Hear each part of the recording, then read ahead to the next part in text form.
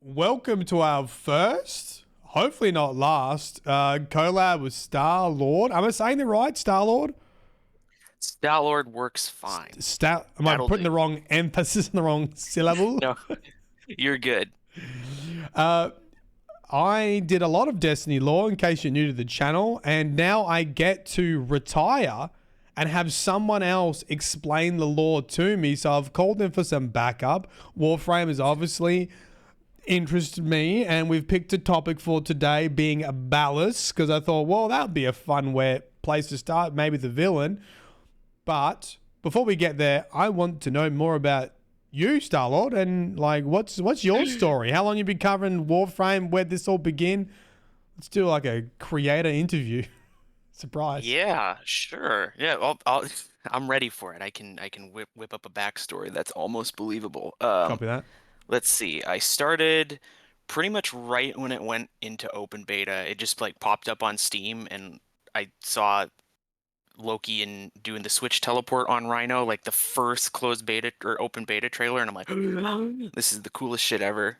Oh wait, should I not swear? How I Oh, don't you I can don't know if definitely you're like swear. a No, family yeah, friend. you can Okay, definitely swear. Yeah, sorry, I curse like a sailor.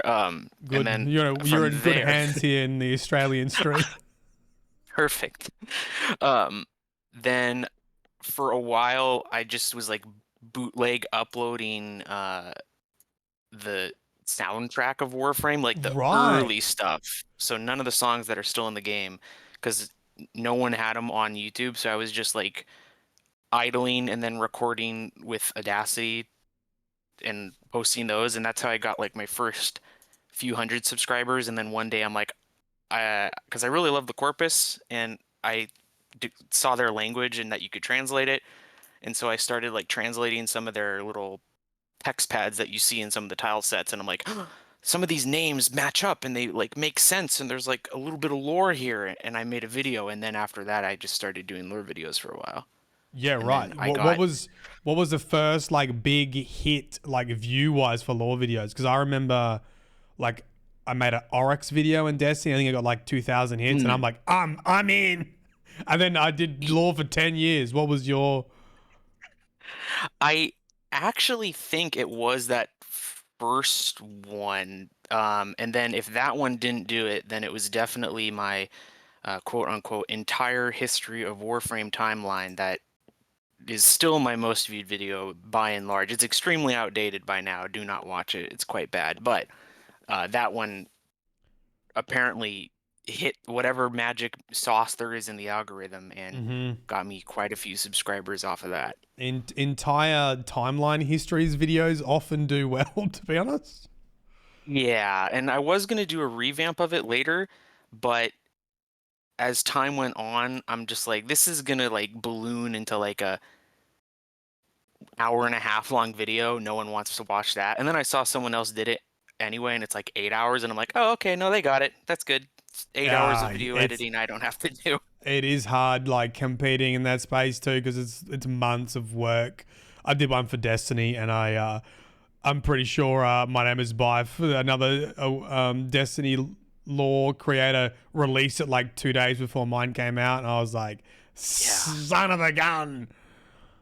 Yeah, it is always kind of, I mean, just like, commiserating over content creator problems. It is always hurt because, like, on the one hand, you want to be kind of happy and supportive about it. There's room for infinite creators. Everyone can True, do it. true. But on the other hand, there's always a top dog, and it always kind of feels like it takes some extra motivation to put your hat in the ring too when they're sitting Yeah. there I mean, overshadowing yeah, most of it. it's always like friendly competition, but it doesn't Oh, reduce totally. the competition for sure. And where you at I now? don't imagine. How you feeling about like Warframe? Because I obviously left Destiny. How are you feeling about a game you've covered for a long time? Are you still making content? Where you at now? Truth be told, I'm like slowing down. I'm not done with Warframe by any means because, unlike I played Destiny 2 by the way. I was quite involved with that, quit right after Final Shape. Right. But the I'm not done with the game by any means. I don't have that bad relationship that Destiny had.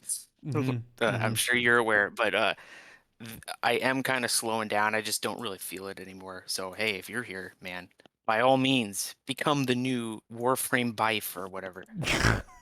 Don't you Or put that the bad juju on me, Ricky. you will be the Vati Vidya of No, well, Warframe. I mean, The fourth one. I've had a very fun time just playing Warframe and not having to pay incredible amounts of attention to every little bit. And I thought, for me, this is probably how I would like to cover Warframe, is to have someone to talk about it. So if you're happy for me to offload that work onto you. Oh, absolutely. No, I'm always down for collabs. It's a fun time. It's a bit difficult to do in the lore space, so by all means. Well, we did pick Ballas, and look, I thought Ballas might be a good place to start because I probably had a bunch of questions about New War, and also I found him quite an interesting villain with a, compared to Destiny, where I always felt like they have backstories that make me feel sorry for them. Ballas kind of stood out for me, so I thought that might be fun. Orokin Empire might be fun. But I also think that I've forgotten everything since those days. So I'll tell you what I think I know, which is Sure. Ballas is a dick for unknown reasons, part of the Orokin Empire, and the New War is literally him having a sad because he never got with his girlfriend. Correct? I mean, you got it. That's it. Stream over. We're done. Where do you think we should start with something like Ballas? Do you reckon it's best to start with Orokin Empire stuff? Oh gosh, so that I was actually thinking about that because Ballas for a while was Warframe, or hold on, that would have sounded weird. Ballas was what Entrati is in now for a while, where everything like you look towards a smoldering crater and you're like Ballas did that, whereas now it's like Entrati is secretly behind everything. So Ballas had his finger in all the pies. So literally everything for a while was Ballas's fault, and kind of still is in a way. Uh, so it's kind of hard to start with him because he's everything, or was everything, I guess, if you divorce it from the man on the wall stuff. And then also they added this in recent lore, and I'll admit I'm not super brushed up on it because it's like one throwaway line, and in Warframe there's a lot of those. They'll throw in just like a little kind of one-off line that makes you go, wait, what'd you just say? And they mention the ORO in some of the 1999 Kim logs, which is apparently some sort of like techno-fascist supergroup of like billionaires that is planning to like slowly assert global domination. And the question is that just kind of like a cheeky one-off, or are they implying that the Orokin Empire grew out of whatever this ORO organization is? And I it could get you, just be a joke. because 1999 is like pre Orokin Yeah, Empire, right?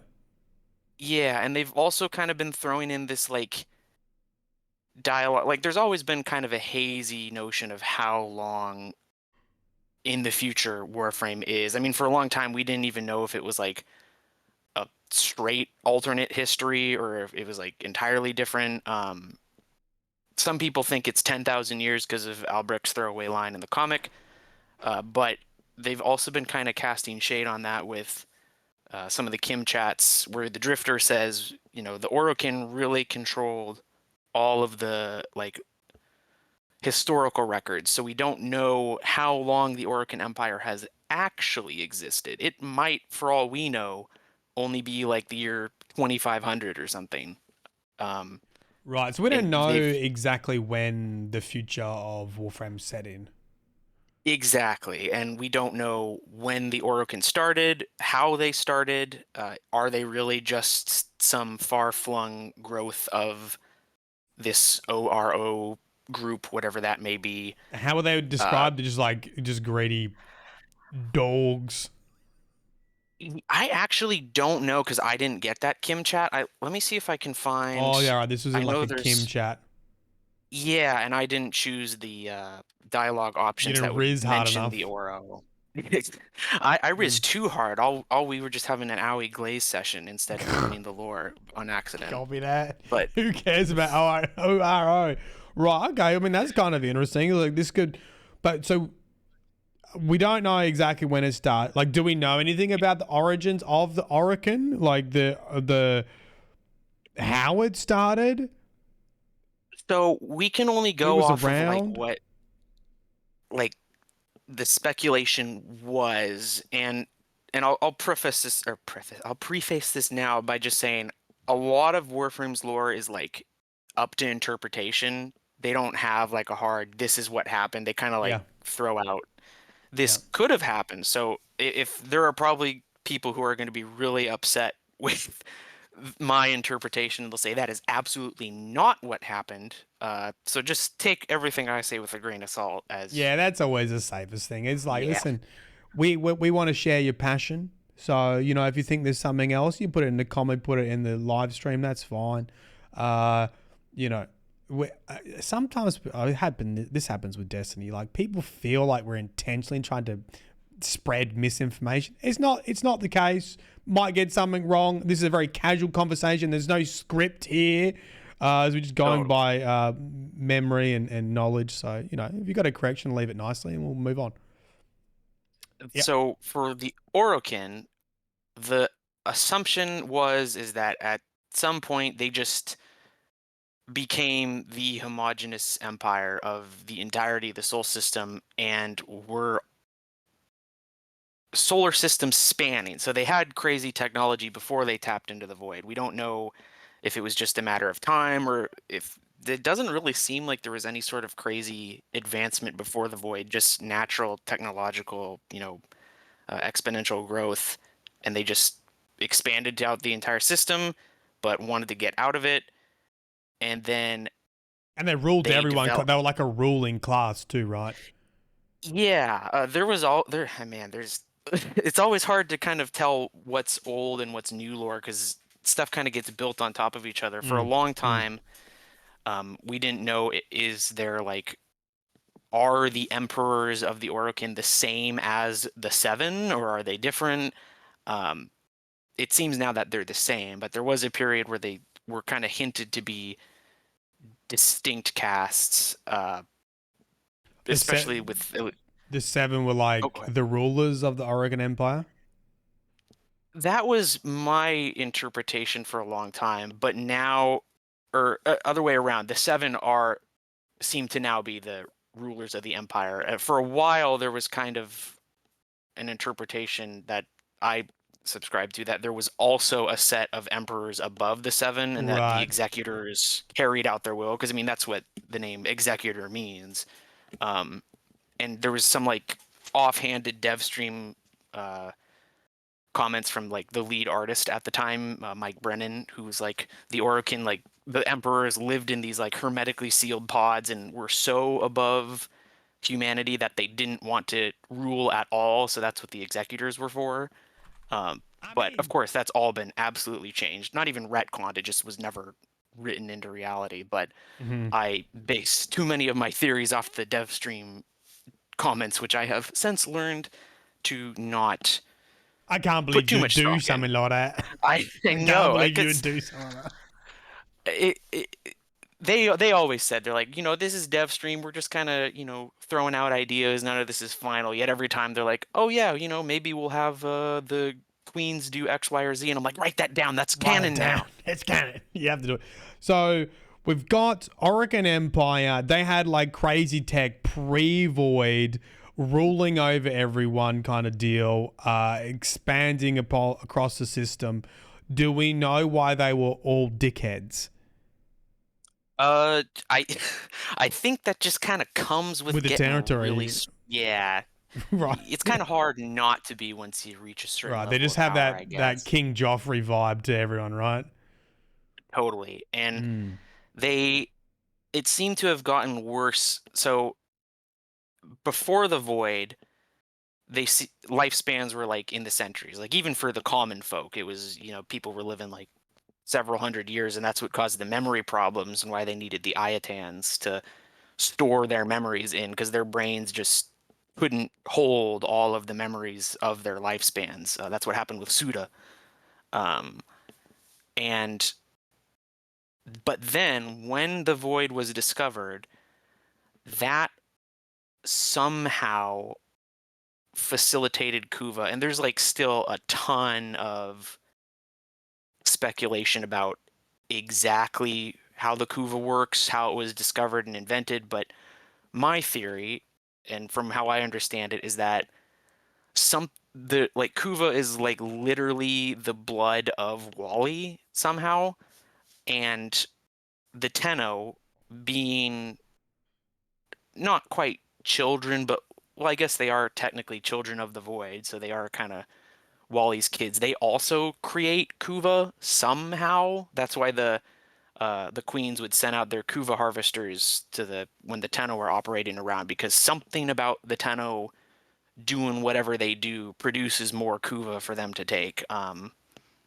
And we can see that it probably is literally Wally's blood, because if you go to the reliquary drive in the Zeramin, it looks like the Grineer have set up a Kuva collecting vessel right below the finger.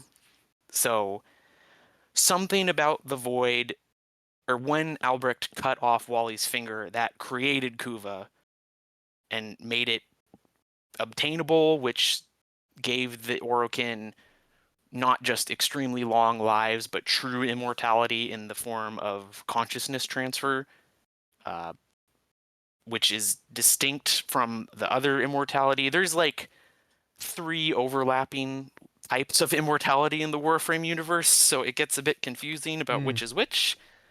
What I'm Uh, hearing, because this Kuva stuff really interests me, and I don't know much about it. hmm.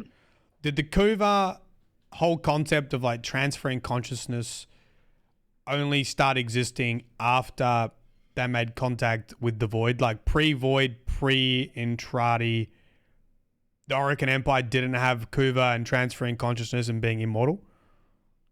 I don't actually know for sure. I see someone in chat actually said that Kuva was known before Albrecht did the Seriglass Bell trip. So if that's the case, then it must have been around beforehand. Right. But then that calls into question, how were they getting the Kuva? I think, unfortunately, what some other people were saying is that Kuva's just kind of a space MacGuffin. MacGuffin. It does whatever it needs to do and is around for whatever reasons it needs to be. But the main purpose of Continuity the was a Kuva line. wise was to just keep them immortal, right? And to transfer their consciousness into other bodies. Yeah, so however Kuva came about, it at the very least is how they facilitate consciousness transfer, which is different than them just living an extremely long time due to future powers. And And would then they there's also transfer the just aura. like into, because they're all humans, right? They just transfer into other human bodies. Yeah, they'd transfer into uh, kids that they thought looked pretty, and they called them their Ooh. Yuvan, and that's what the body markets were. Basically, they'd pick the best looking stock from across the system, put them in the UVAN markets, and pick and choose what their new skin would be. Uh, They would go into and a kid first. yeah, or maybe not Jesus. only kids, because I guess that one's kind of open to your own interpretation. It could have just been anyone, but at least the queen specifically wants a Tenno body because they're young, I assume. Right. But Uh, younger people to live longer. yeah. I've actually just thought I might put chat up on screen too. I'm just having a quick look because, just give me one moment. What is the Twitch chat called? Is it a browser source? It's a browser source. Hold.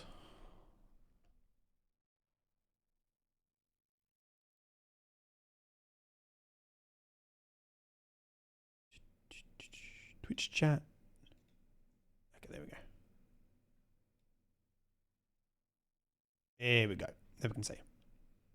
Hoist. just because there's some good stuff in chat just for the VOD users. Yeah. Uh, okay. Kuva, transfer their minds, immortality. Okay. And I think we've come to the conclusion we don't really know much about Kuva and its like origins. You had a theory Yeah. about like man in the wall kind of stuff, but there's a couple people in chat said it was pre-void, so it was just kind of around for whatever reason. Yeah, maybe just the void naturally seeped out somehow. I don't know, because at the very least, I would argue it seems somehow intrinsically tied with the void and the Tenno. So however it showed up before Albrecht did the oopsie is big shrug, I guess. And they're like, yeah, got the bodies to go into. And were there other like factions, people around? Is it just like the Orokin Empire we know about at that early stage? Or was there like, did they have like warring factions or anything else that were against them? Or was it just kind of like, we're the Oh. number one Orokin Empire, everyone else is like plebs? So that's where it kind of gets hazy. There were other subgroups in the Orokin. So the Orokin like considered themselves like not just the ruling caste, but like almost an entirely different race, like the superhumans, and Mm. everyone below them was either under their thrall or separate. And like we get stories of break off groups, like there were some what's the word? There were the Corpus cult, obviously, and then there were some other cults that showed up. There were some like mercenary clans, but as part of like big factions, it was pretty much just the Corpus, and then like little or Corpus, the Orokin, and then smaller like miniature rebel groups or Mm-hmm. cults or small stuff that the Orokin didn't really take too seriously. They would just throw one of their genocide parties at it and consider the problem solved. Mm-hmm. What is the deal with the Orokin hands, the big hands? It looks cool. Copy that. We don't That have a reason for the big old hands jacking off too much. no. And there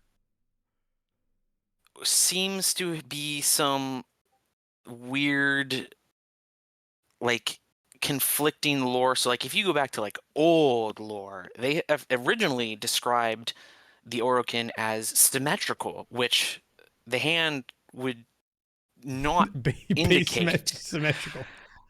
I've also seen some theories say that the Orokin like can somehow manipulate people's perception of them to make them seem like they're normal looking. I don't really prescribe to that one, but it's a theory. I've seen it. Um, then there's the fact that there's like some other conflicting lore. So like the infested ancients, right? They have the one long arm, and originally the one long arm was like a part of a consequence of something called the Laura implant, which allowed like a healer caste to be like empathetically heal other people. And so people assumed that the one long arm was some consequence of having the Laura device implanted. But then the Orokin elite have the long arm, so it's muddy. The real answer is Keith Thompson draws really creepy, cool stuff, and it looks rad. Copy. And the same with the what about the blue skin. Yep, same thing. Just they do it because that's the Orokin look, and so to like distinguish themselves as the higher caste, they get the long arm and the blue skin. It's just a thing to set themselves apart from the common human folk. Mm-hmm. Mm-hmm. Okay. Got the Kuva, we got the Oregon Empire, we got some other stuff going on. Do we know when? Do we have a Ballas backstory, child upbringing? We don't really. I mean, it can be presumed that, like all Orokin, he was born as an ass from second one and has some really complicated inferiority control complexes and is just kind of a a not great guy. And so like there's a whole lot of like armchair psychoanalyzing you can do about Right. his power dynamic with Margulis and his whole thing with Lotus, because like he said, and like this is getting into some like character dissection stuff. He only well, he fell in love with Margulis. He calls it lust, and I think it's like, do you believe that he fell in love with her, or was his only reason because the Orokin typically didn't intermingle with the lower classes, the Mm. disgusting humans, and is it like, did he choose Margulis because he actually loved her, or just because he wanted to control Yeah. her? He Well, what wanted was the someone story with below Michaelis him. again? So she wasn't really part of the Orokin Empire. She was just a pleb. Yeah, she was one of the Archimedeans, one of like the chief Archimedeans, which were the elite scholar scientist class that the Orokin kind of, Scientist. yeah, the Orokin basically said, you're smart enough that we'll let you Hang out. operate. Yeah, Right. you can hang out in our place. We don't want to see you, but you can be around. And Right. Margulis was He fell in the love with the chief. sexy scientist. Exactly. He was clearly a boobs man, but he apparently fell in love with her. Margulis, for some reason, despite being smart, did not see the field of red flags and reciprocated. Oh, really? Was she But reciprocated? yeah, for a while at least that's the implication. But But did she feel then, like she had to because he was kind of her mm, boss, or was it like actually that's a kind of good question. interested? Yeah, it could totally be like a just a pressure thing, I mean, if your god who could literally choose you to be executed at a whim said, "Hey, let's go out," are you gonna say no? I don't think Yeah. that was really an So option. That's a good point. the Archimedeans. Mhm. Do we know what like she was working on? Like do they link with the Kuva? Like do they help out with the whole Kuva stuff? Are they making Kuva over there, or are they just doing other wacky research? Are they experimenting on people, or I mean, presumably there were some Archimedeans who were doing that. We know of a few Archimedeans that were all doing different things. Margulis was chief transference, I believe. oh yeah, So yeah, yeah. she was the one who was kind of exploring how transference could be done, which would theoretically also be involved with, the consciousness transfer of Kuva into new bodies. So that would probably explain why she was given such a privileged position, as she was like the head of the life prolonging research. Mm. Um, and she created a lot of the stuff and was working on a lot of the stuff that allowed for the Tenno to eventually also utilize their transference and kind Mm. of work through with them. Because we know that Tenno aren't the only people who can do transference. Humans can do it, but it requires a lot more setup, whereas the Tenno can just jump in and out.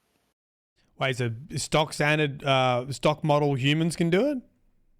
Yeah, apparently they use somatics and can just hook themselves up to anything, question mark. What's her name? Sylvana, I believe, connected to a tree, and she is now the Silver Grove. At the very least, we know it can be done with living things, so maybe just anything with some sort of biological structure, but the Tenno can do it with non-living things, question mark. I don't know how alive the, what are they called, the golden maws are. They might be made of the tower flesh like all the other Yeah, that's what I was Orokin thinking. Yeah. stuff. So maybe it is only living things. And because the necromechs have, technically they have skulls in them, so maybe there's like, maybe in the Entrati caskets it's like filled with meat or something for them to transfer into. I don't know. It's getting into like real fan theory stuff. Okay, But at the but she very was least, working yes, on humans can do transference it. in general. Yeah. Yeah, and Ballas is like got the hots for her, Yeah, that stuff is like, and that's great. she reciprocated for some either genuinely or out of fear because Orokin Empire. Yeah, and then she was going along and that's why she was able to save the Zeramin kids, because after they came back, the Orokin were like, ew, gross, get those things out of here. And she's like, hey, let's not kill all the kids right away. Let's put them in the fridge first. And I assume because she had Ballas's ear, she was able to kind of pull the strings to get that done. And that in turn is how she became like the only advocate for the Tenno.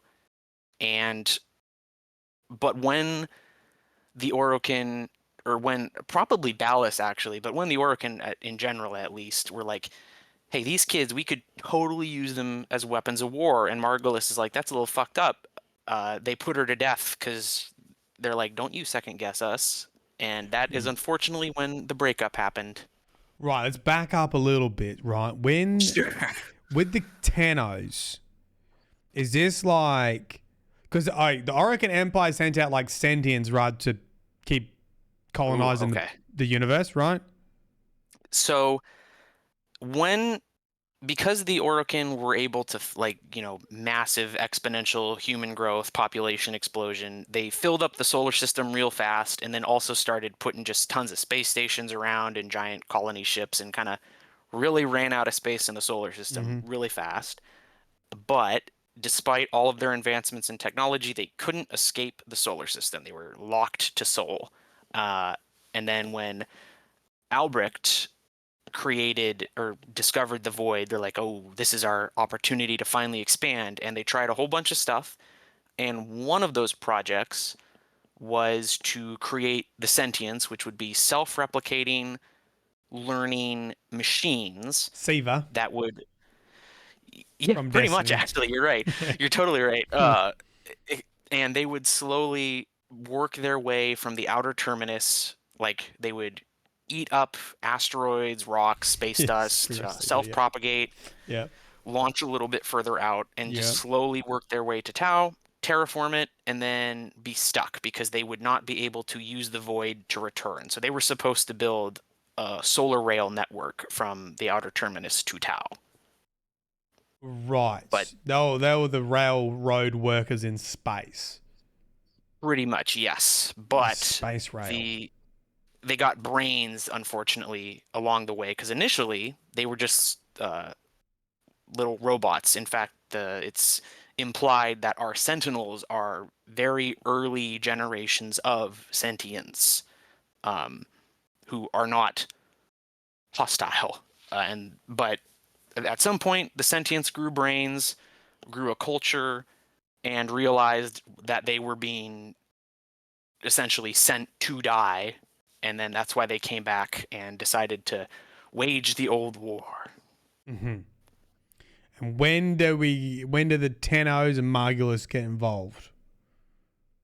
So that's actually, I can't remember if there's anything that implies the exact order of events, like if the Zeramin came back before the old war or after it had started.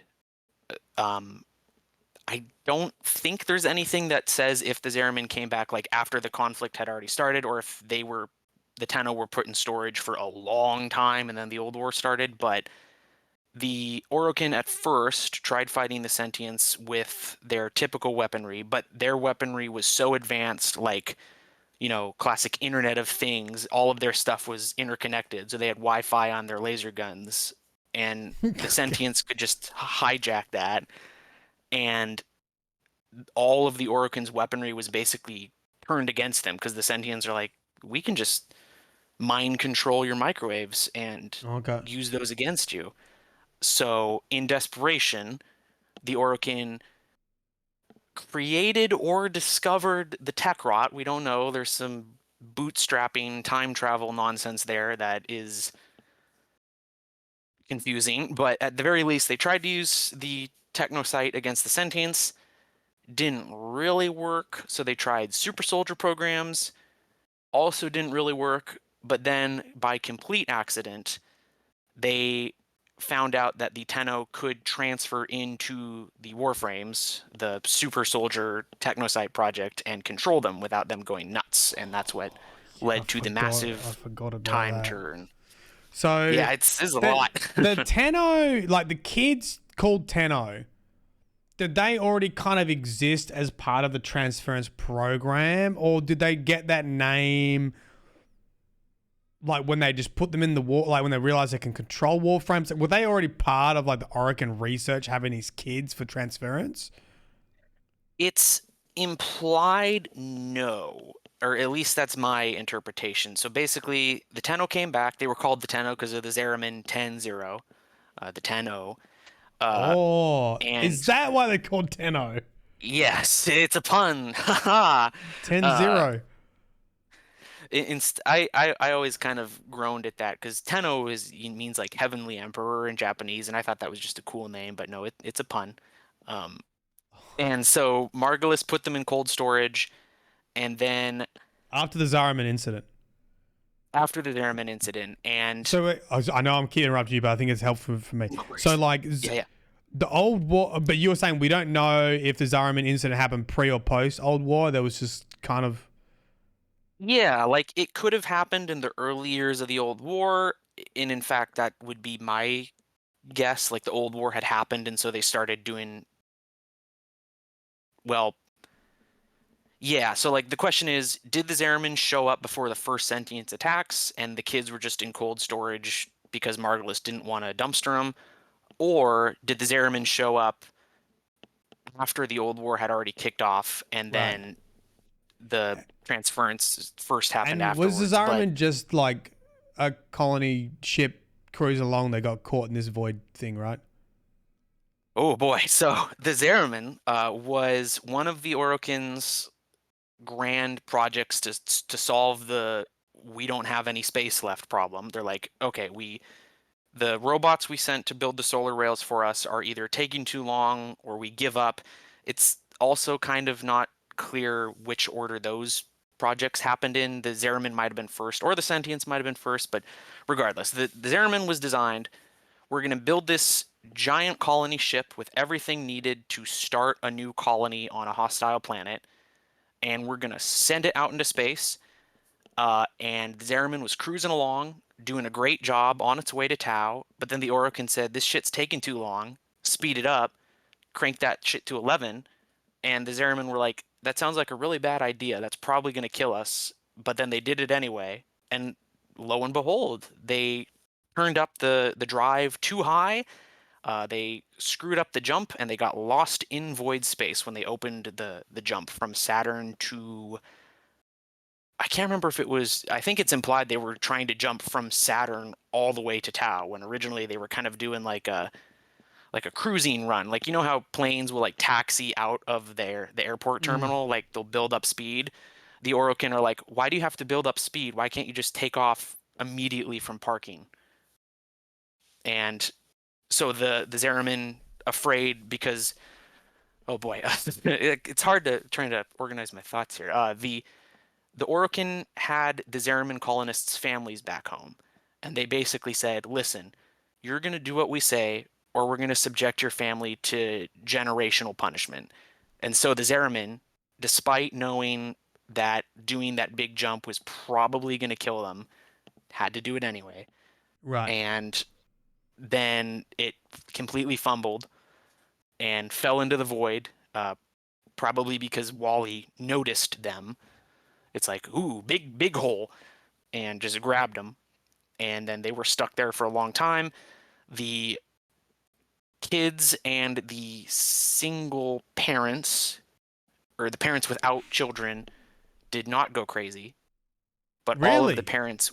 That's something the Drifter kind of highlighted in one of the Kim messages before. I didn't put that together, but the Drifter's like, none of the adults that didn't have kids went insane. That's why Hombask, Cavallero, and Quinn and Yonta didn't go crazy when shit hit the fan, but all of the parents did.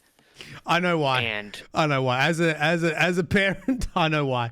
They yeah, just had to. They got no they kids. just had enough. They had a kid and they had enough. They got low resilience. They hadn't had much sleep. They hadn't made dinner yet. They're fucking overworked, overtired. All the people without children are still fresh as daisies, very mentally resilient to the impact of the voids. They were fine. Everyone else was like, yeah, I'm cooked. See you later. I'm getting out. It actually turns out that Wally didn't make the adults go insane. That just happened because, like, just coincidentally. So he was just as surprised as the rest of the kids were. But the parents went insane. Kids survived on either by killing or outlasting all the adults, and that's when the deal happened, which we don't. When do we get told about the killing of the kids killing the adults? Because I don't feel like I've heard about it a lot, like from chat and that, but I don't think I've actually seen when that's said. The earliest would actually be during the War Within. One of the War options you can Within. choose is where your your Tenno can be, sun, moon, or neutral. One of the options is your Tenno worked with the other kids to hunt down the adults. If I remember right, I'm pretty sure that's one of the options. Right. Otherwise, after that would be Quinn mentions it because he was still sane and he went to try and help the kids, but the kids are like, he's one of the adults, get him, and so they blasted him. Blasted. So anyway, And then also the Rel comic, yeah. And the comic. In the Rel comic, we see the kids ice one of the adults. Okay. Fire him, I guess. Right. God, there's a lot here, and I feel like I sidetrack us, but I am enjoying myself and learning a lot. Oh no worries. There's a lot more too. We haven't even talked about Oro, not the Oro, but Oro. We haven't. We can go anywhere, man. I know it's hard to keep like chronological, but I feel like it's kind of working. So we got the sentients come back. Sentients? They're called sentients, not sentinels. Sentients? Yes. Sentients. Sentients. They come back. Sentinels are primeval sentients. Whatever. Okay, keep going. Oh yeah, like Hunhao. Is that right? Hunhao. Shade. The little floating buddy that can turn you invisible is an ancient. Sentinels are apes, whereas sentients are humans. That kind of thing. Okay, fair. Evolution. Evolution, baby. Your pets. Oh, your pets. Darcy's like, I'm going to explain it like Mylin's 5 years old. Your pets. Okay, copy that. Right. The angry robots come back, revolt against Orokin Empire.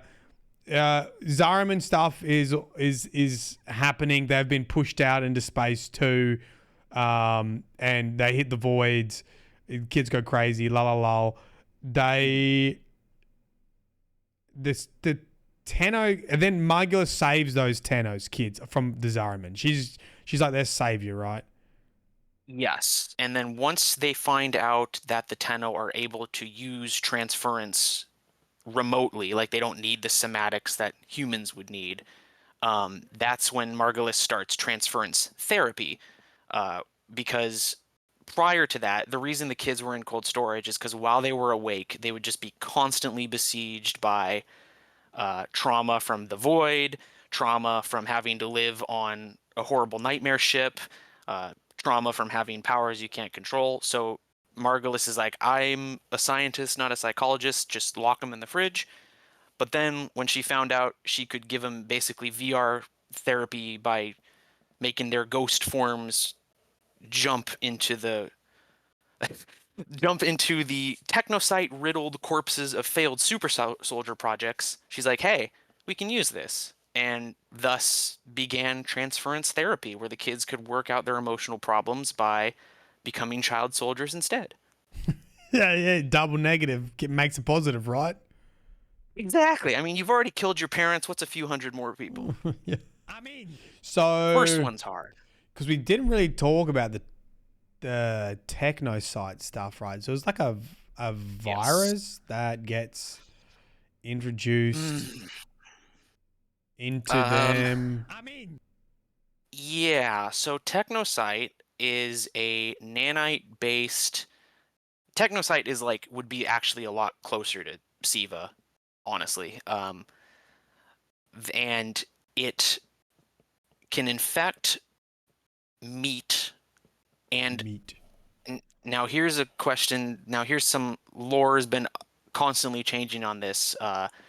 They at one point could infect machines, and then somehow the hive mind forgot how to infect technology, and then Alad V reintroduced their ability to infect technology. But that's getting into the weeds. But point is, they could infect meat, uh, impart abilities unto them, such as increased resilience, hyper regeneration, etc., but in doing so would connect the host body to the hive mind and would make them go insane most of the time, because we find out apparently some people just tanked it, I guess.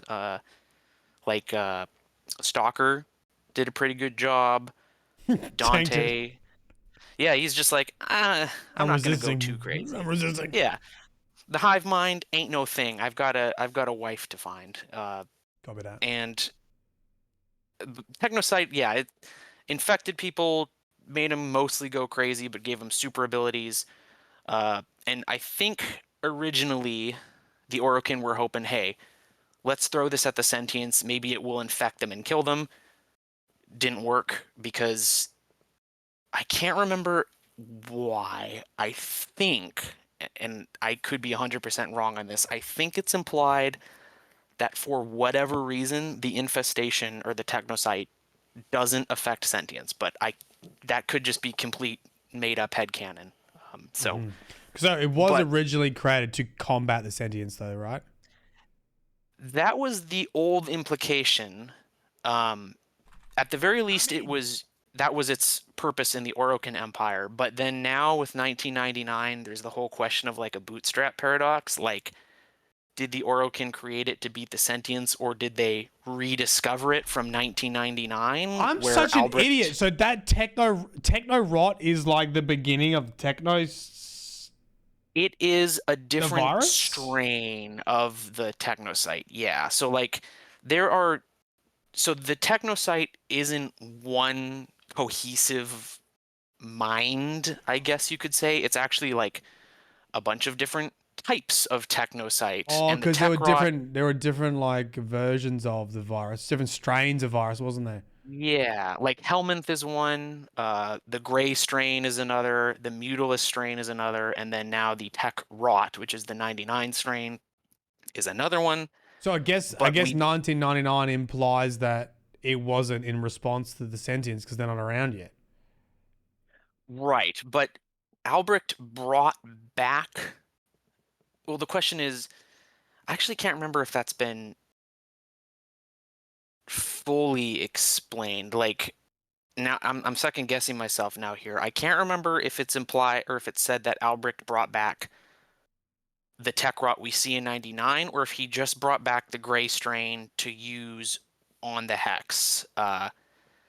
Because I see people like there's also like questions here is like, was the tech rot in 99 first, or did Albrecht bring it back? I'm of the opinion that Albrecht brought it back, but and created a bootstrap paradox. But there is an argument to be made that Albrecht didn't bring it back and just so happened to bring back the gray strain to use on the hex. It's confusing because there's some lore implications in like the ARG that came out with 99 that the tech rot was actually created by the Halvanian government as like a massive AI weapons project that spiraled out of control. But then the question is, did Albrecht convince the Halvanian government to initiate that program, or were they doing that beforehand? It gets messy, and Journalism, baby. yeah, I'm really hoping it's not a bootstrap paradox because By that, do you mean like it was invented so in Albrecht's timeline, but he brought it back, which allowed them to invent it in his timelines? It was like, neither one has to happen for the other to happen, but they couldn't have happened because you need the future to happen first to get the past to happen to get the future to happen. Exactly. It'd Yeah, be like if you opened your mailbox and found a letter, and from then you yourself. time traveled and put that letter in your mailbox. Yeah, that's a good way. That's a way better. Timey wibey wibbly wobbly. Yeah, exactly. I'll be real honest. I don't really like time travel stuff in my stories. It gets really messy really fast. So I'm still huffing a lot of copium that they're not going too into the weeds with time travel, but every update makes me just take another hit. So I do see I'm some. losing that. I do see some stuff from chat, and I'll be real. Let me give you a final warning. Let me give you a final warning before you get banned. Right? Don't let your passion in the chat become annoying. Star-Lord is giving time right now to answer my stupid questions. And if it starts going from trying to help to being offensive, you're going to find yourself in the voids. And the great thing about YouTube is you won't even know you are banned. You just get shadow banned. See you later, and no one will ever see your comments ever again. Bye-bye. So on that warning, Paragon said Albert arrived amidst the tech not spread. Star-Lord, read, please. That is most likely what happened, and he said, let me go find his exact words here. Let me find it just a second here. Warframe, Albert, notes. Because I actually don't know if he says exactly when he showed up, but it might say right here. Nope, not that one. It's probably under the vessels. So the lore or his wording in the fragments is, I went among the denizens of the plague year like a savior, but it doesn't say when he arrived. If there's somewhere that says he showed up or he first showed up mid plague year, I'll absolutely take that. But as far as I remember, it's kind of hazy. Like, did he show up right before it started and helped it start, or did he show up while it was going? I honestly don't know. Right, so we're talking about when Albrecht showed up. Did he cause the plague year, or did he show up when the plague year was already happened? Is that kind of the discussion here? Yeah, and to my knowledge, there's not like a distinct yes, he showed up before or during. It's just he was there. So it could go either way, and I guess it's really just which explanation you think is easiest, because it's probably it. I would totally concede that it would make sense or more sense that he showed up mid plague year, but I'm hoping he brought it back just for my own copium reasons.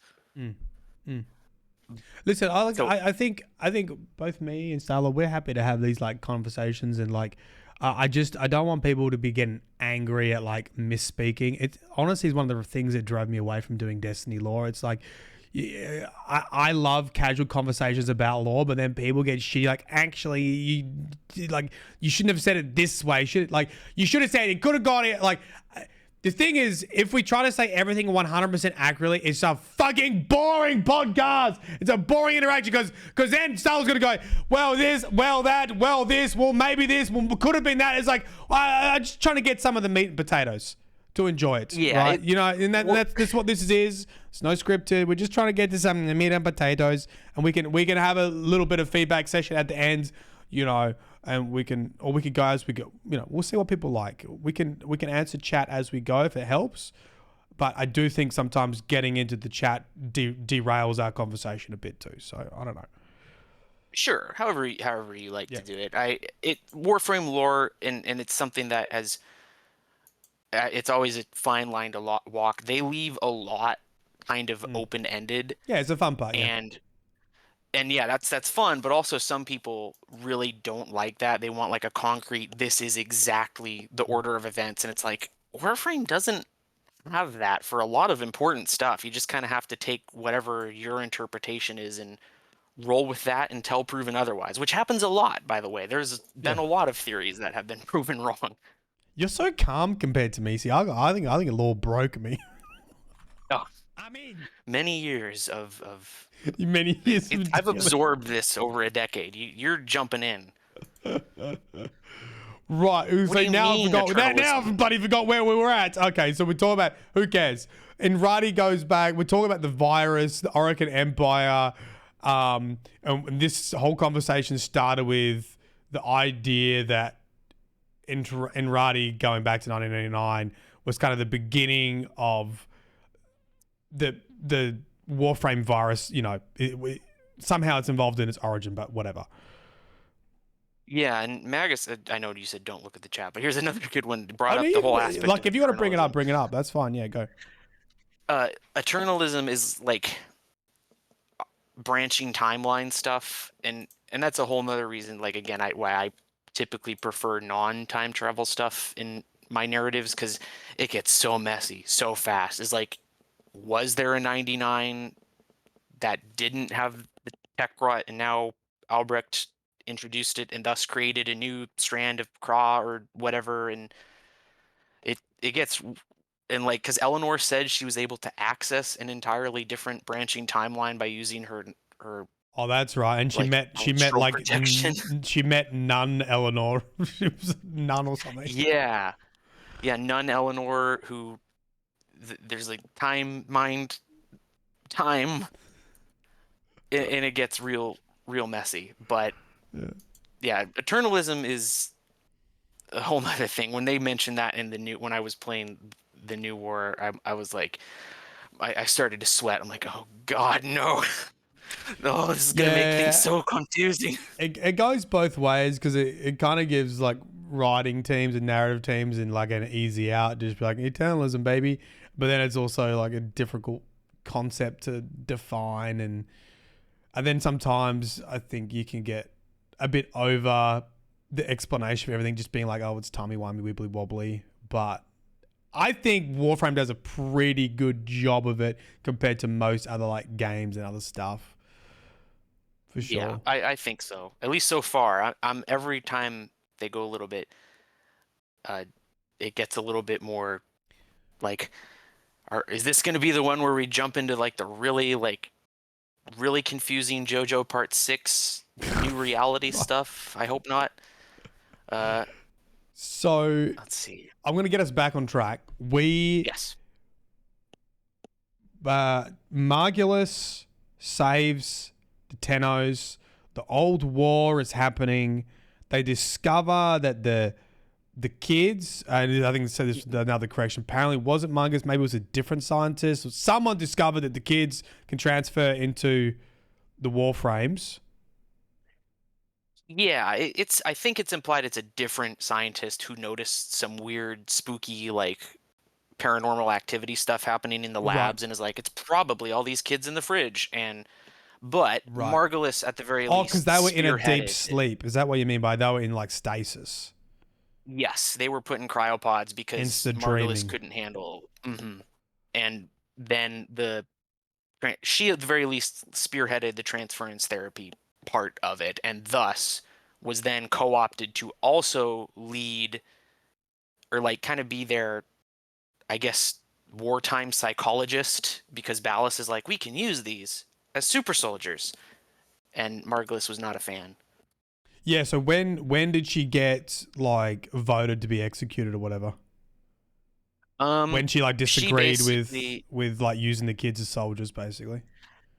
yeah, basically she walked up to the Orokin and said, "You guys are being real assholes." And Ballas is like, "Listen, Margulis, I get you're upset, but you need to go back up there and say you're sorry on your hands and knees, or I'm gonna have no choice but to kill you for apostasy." And she's like, "Nah, I'm not doing that." And so she got executed via the Jade Light. Oh, And that's right. And Ballas was like, "That's a bit of a bummer, but that's okay. I'll make a new wife." Yeah. So was he really upset or not really? Is he just like trying to have human emotions that I should be upset by this, or was he upset with her being Mm, executed, or is this kind of like that person? Is this like a serial killer pretending to have emotions? right. That's a good question, and like goes into like the character dissection. Like, was he really having a change of heart, going, man, these Orokin are killing people for no reason? Or was he like, my fellow Orokin broke my favorite toy.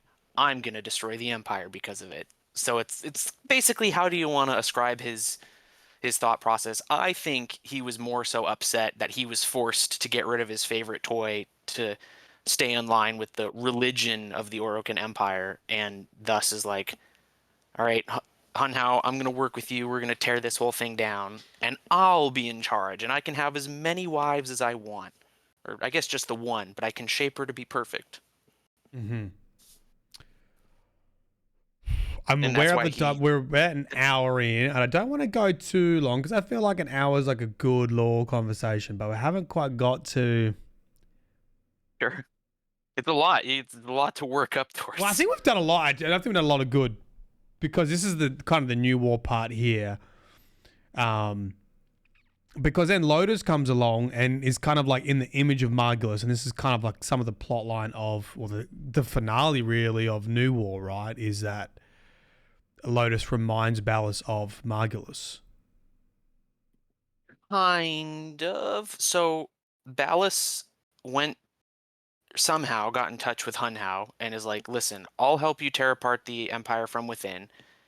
In exchange, I want your daughter, the Queen of Mimics, to look like my old, or not even in exchange, but as part of the plan, I need your daughter, Nata, the Queen of Mimics, to look like my old girlfriend to trick these kids and gain their trust. And Oh.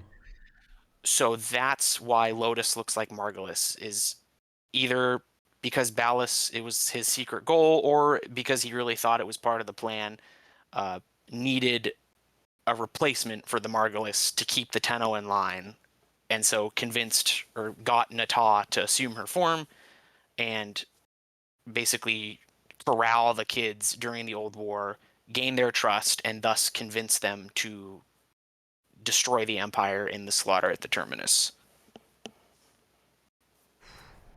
Okay, I was not aware of any of that. Okay. So, because Lotus originally was Natar, was a Mhm. was sentient, was a whatever they are. What are they? Sentience. Yes, a sentient.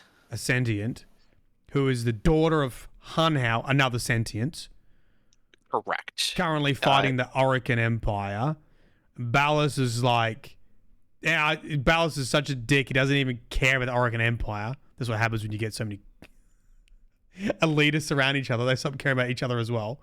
And was Yeah. like, as long as I can stay on top, let's work together. But I'm going to need a spy on the inside. Your daughter of mimics, Natar, take on the appearance of Margulis because then the kids would trust her. Yes. Okay.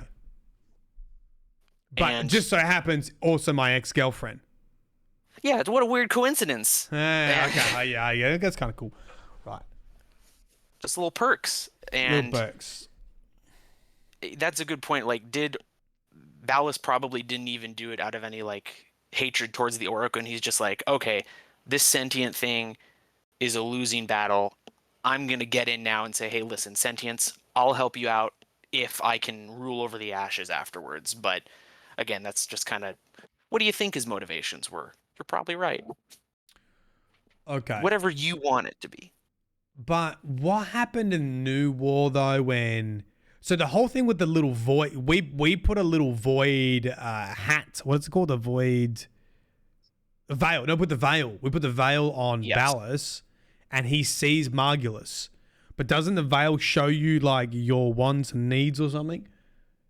Yes, and he saw a version of Margulis that was perfect and subservient and willing to do what he said, and loved him because he, Right. in over time, like kind of became obsessed with Margulis because as an Orokin, he felt entitled to all of the other, or as an Orokin, he felt entitled to whatever he wanted, and so the fact that Margulis was willing to die for her beliefs instead of like loving him unconditionally, he kind of got like a complex over that. And so he saw this Margulis that did love him Right. and was back, and that's kind of why he started to go against Lotus eventually, because he's like, you're not really her, you're just this simulacrum I've made to fill the hole, and that's why he got kind of pissy and had his little mental breakdown in his silly little hat. Okay. That makes a lot of sense. That was kind of the point I wanted to. That's the kind of the end point I wanted to get to, was understanding New War a little bit better, because I was just kind of like, Ballas is a Kuma that just angry his ex girlfriend didn't love him or something. Pretty much, and he tried to get over the breakup with a girl that looked exactly like her, Yeah. and then got so upset that it wasn't actually her that he decided to nuke the entire solar system. Oh, wow. We covered a lot. We've all been there, right? We covered a lot in there, and I feel like we could just keep going for hours, but I want to keep it like I mean, we've gone for about an hour. I think that's probably a good time. I know we haven't covered everything with Ballas and the Orokin Empire, but it's probably enough before I start fading, and also you're just helping us out. So, would love to have you back and talk more lore every now and then if you want to. Absolutely. It's been very fun. Yeah, it was great. Just hit me up if you want me back, or block me on Twitter if you don't ever want to talk to me again. Copy that.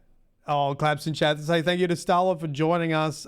Pretty fun. I had a good time. That filled in a lot of gaps for me. I will unlist this live video, but I will just upload or interview the Lore collab with Starlord. I'm away this weekend for Easter, but I'll have it set to upload over the weekend, Sunday night US, and you'll get it. Thanks for hanging out, mates. I'm going to keep streaming, but I appreciate you spending some time talking.